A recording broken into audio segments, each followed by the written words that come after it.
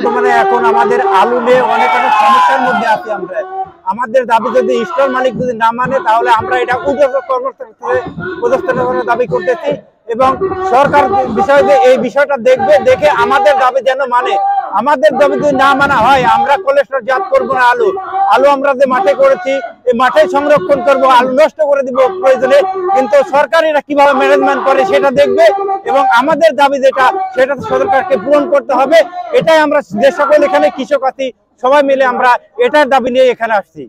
আমি 4 বিঘা জমি আলু করেছি, আমার আলু সংরক্ষণ করবো কোল্ড স্টোরে। 4 টাকা ভাড়ার আলু কেন 8 টাকা করলে এই প্রতিবাদ আমরা জানাই। আমরা 100 বস্তা আলু 50 বস্তা আলু আমরা কোল্ড স্টোরে রাখতে চাই, আমাদেরকে দিতে চায় না। কেন দিতে চায় না মালিকেরা? আমাদের এই প্রতিবাদ এই দাবি মানতে হবে।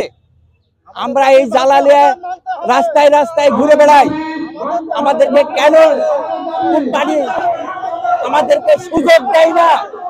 আমি 11 বিঘা আলু করেছি, আমার এই আলু রাখার জায়গা যদি আমরা না পাই, আমরা কৃষক আমাদেরকে লাঞ্ছিত ফেলে, আমাদেরকে বিভ্রান্ত ফেলে এই সিন্ডিকেট তারা করতে চায়। এই জন্য আমরা চাই যেন আমরা কৃষক দেশে বাঁচলে আমরা